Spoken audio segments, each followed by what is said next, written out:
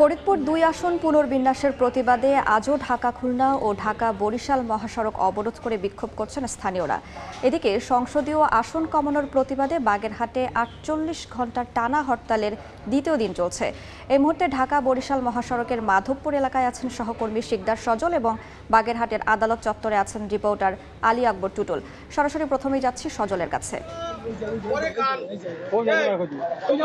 ফরিদপুর ৪ আসন থেকে আলগি এবং যে এই হামিরদি ইউনিয়ন, এই দুইটি ইউনিয়ন কেটে নেওয়ার প্রতিবাদে কিন্তু সকাল থেকেই চলছে মহাসড়ক অবরোধ, এবং মহাসড়ক অবরোধের পাশাপাশি রেলওয়েও অবরোধ করেছে কিন্তু স্থানীয় এলাকাবাসী। এবং এই সকাল 6:30 থেকে ঢাকা খুলনা এবং ঢাকা বরিশাল মহাসড়ক অবরোধ করে বিক্ষোভ কর্মসূচি তারা পালন করছে। এবং সকাল ঠিক 10:30 থেকে কিন্তু এই যে ঢাকা থেকে যে এই বেনাপোল এবং খুলনাগামী যে রেলপথ রয়েছে, সেই রেলপথেও কিন্তু এই স্থানীয় জনতা তারা কিন্তু অবরোধ করে এখন বিক্ষোভ কিন্তু তারা করছে।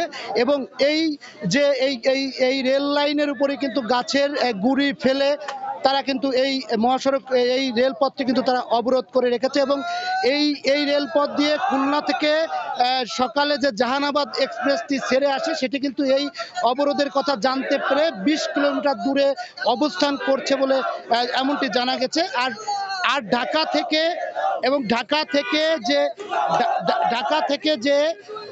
থেকে যে এই রূপসী বাংলা যে রেলটি রয়েছে, সেই রেলটি কিন্তু এখনো এই অবরোধের খবর পেয়ে সেখান থেকে কিন্তু আসেনি। এবং এই দুইটি ইউনিয়ন ফরিদপুর ৪ আসনে পুনর্বহাল না করা পর্যন্ত এই আন্দোলন কিন্তু চালিয়ে যাবে এই ভাঙ্গাবাসী, এমনটাই কিন্তু তারা বলছে। এই ছিল ফরিদপুরের সর্বশেষ। আমরা এই মুহূর্তে চলে যাব বাগেরহাটে, সেখানে রয়েছে সহকর্মী টুটুল। বাগেরহাটে 4টি আসন থেকে একটি আসন কমিয়ে নেওয়ার কারণে আসলে বাগেরহাটে কিন্তু আসলে 48 ঘন্টা যে টানা হরতাল চলছে, আজ দ্বিতীয় দিনের মতন আসলে হরতাল চলছে।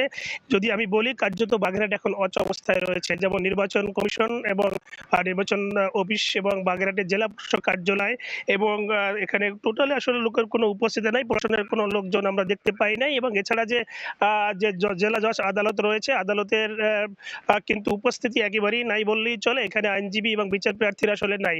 আমরা যদি বলি যে বাগেরহাটে সকাল থেকে প্রায় 135টা স্থানে কিন্তু পিকেটাররা তারা কিন্তু অবরোধ করেছে, এবং তারা অবরোধ করে রাস্তায় এবং বিক্ষোভ মিছিল করেছে। তারা বলছেন যে তাদের দাবি আদায় না হওয়া পর্যন্ত তারা মাঠে থাকবেন।